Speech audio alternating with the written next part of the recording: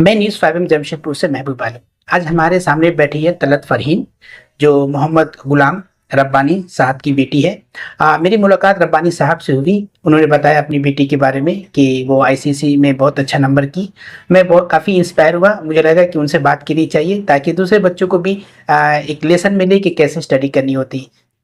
सबसे पहले आपको मुबारकबाद। न्यूज़ 5 जमशेदपुर की तरफ से आपको जो है बहुत बहुत मुबारक और वेलकम भी है हमारे स्टूडियो में आपको।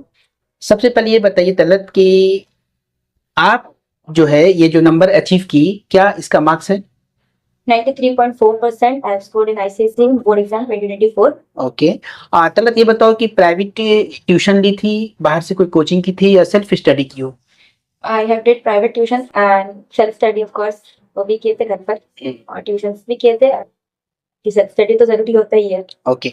एक चीज हम देखे हैं कि जो बच्चे ब्रिलियंट होते हैं, जिनका स्कोरिंग बहुत अच्छा होता है, जो अपने स्कूल में टॉप करते हैं, जैसे शहर में बहुत सारे स्कूल में बच्चे टॉप किए हैं, कोई सिटी टॉपर भी है, स्टेट टॉपर भी है। उस सब में एक कॉमन बात है कि आपके पढ़ने का शेड्यूल क्या था? मेरा ऐसा कुछ स्पेसिफिक शेड्यूल नहीं था। सुबह स्कूल, फिर आके ट्यूशंस के बाद शाम में अपना सेल्फ स्टडी, और जो स्कूल में दिन भर पढ़ाई हुआ उसको रिवीजन करते थे ऑफकोर्स। तो जरूरी होता है, बाकी सेल्फ स्टडी सबसे ज्यादा जरूरी है।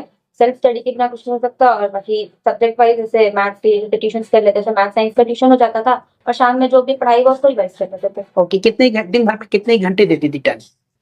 ऐसे स्पेसिफिकली कुछ नहीं था, लेकिन जैसे अगर बायो का कोई चैप्टर कर रहे थे तो उसको मान लो कोई चैप्टर करे 2 घंटा या 3 घंटा लगा तो 2-3 घंटा पढ़ ली, बस काफी है। बाकी कंसिस्टेंसी जरूरी होता है कि हाँ, एक दिन नहीं पढ़ रही, एक दिन 7 घंटा 8 घंटा पढ़ लिए, रोज रोज थोड़ा थोड़ा करके पढ़ना चाहिए। अच्छा, एक बात और बताओ कि ऐसे हम लोग जानते हैं कि किसी बच्चे को अगर कामयाब होना रहता है तो उसमें पेरेंट्स, टीचर और आपका सेल्फ भी बहुत इंपॉर्टेंट रहता है। इसमें कोई चौथा भी है जो आपको इस सक्सेस करने में, कामयाब करने में उसका हाथ है? पहले तो पेरेंट्स का तो बहुत ज्यादा हाथ होता है, साथ में टीचर्स का ऑफ कोर्स, वो लोग तो पढ़ाते हैं सब कुछ। मेरे लाइफ में सबसे ज्यादा हाथ मेरी बहन का है। उसको मेरे को बचपन से बहुत ज्यादा ट्यूटर किए, पढ़ाई और हर चीज में सपोर्ट सबसे ज्यादा मेरी बहन का रहा है, तो वही इम्पोर्टेंट है। और बाकी ओके। अच्छा, आप अपनी खुशी से पढ़ती हो, लगन से पढ़ती हो, या पेरेंट्स बार बार दबाव डालते पढ़ो पढ़ो, तुमको अच्छा करना है, ये करना है? नहीं, अपनी खुशी से पढ़ रही है। पेरेंट्स को कभी दबाव नहीं देना पड़ा। ठीक है, वेरी गुड। अच्छा, एक चीज और बताओ कि क्या एम्बिशन है तुम्हारा, इसके बाद क्या करोगी? I have taken PCM, science और मैथ्स में इंटरेस्ट है and I aspire to become a software engineer. Okay, well done. And चलिए, हम लोग दुआ करते हैं आपकी जो एम्बिशन है वो फुलफिल हो। और एक चीज बताओ कि जब बच्चे पढ़ने में तेज होते हैं तो उसका ना सिलेक्शन भी बहुत अच्छा होता है। आप आइडियल किसको मानती हो, किससे ज्यादा इंस्पायर हो, कोई ऐसा है? मेरे आइडल तो मेरे पापा है। मेरे को उनके तरह हार्ड वर्किंग बनना है और उतना ही पेशेंस चाहिए, क्योंकि सक्सेसफुल बनने के लिए सबसे ज्यादा जरूरी होता है हार्ड वर्किंग और पेशेंस होना चाहिए। तो आइडियल पर्सन पापा है। ओके। क्या करते हैं तुम्हारे फादर? मेरे पापा टीचर है। ठीक है। अच्छा, एक लास्ट क्वेश्चन है, ये बताओ कि रिजल्ट जब देखिए आप, क्या आपको पता था पहले से कि आप अपने स्कूल में टॉप कर रही हो, या मतलब कि सरप्राइजिंग है आपके लिए? नहीं, मतलब डर लग रहा था कि होगा कि नहीं होगा, क्योंकि और भी बहुत सारे कॉम्पिटिशन्स थे स्कूल में, तो ऐसे नहीं भी होने से तो भी मैं खुशी थी कि हाँ ठीक है चलेगा। और उम्मीद तो थोड़ा और ज्यादा था, एक्सपेक्टेशन तो ऑफकोर्स रहता है, तो 95 प्लस का एक्सपेक्टेशन था, लेकिन 93 में भी सेटिस्फाइड। तो एग्जाम के टाइम में ये फील की थी कि हम अपने स्कूल टॉप करेंगे, या हम पूरा सिटी टॉप करेंगे, या स्टेट टॉपर होंगे?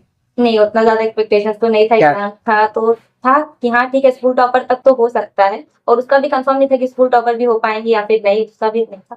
था कि हाँ 95 प्लस आ सकता है। अच्छा, एग्जाम की तैयारी में ये भी जहन में था कि हमको टॉप करना है, या सिर्फ एग्जाम की तैयारी करी थी? नहीं, टॉप करना है तो जहन में था। अच्छा परसेंटेज लाना है, मम्मी पापा को उम्मीद थी तो उसको पूरा करना है, परसेंटेज अच्छा लाना है।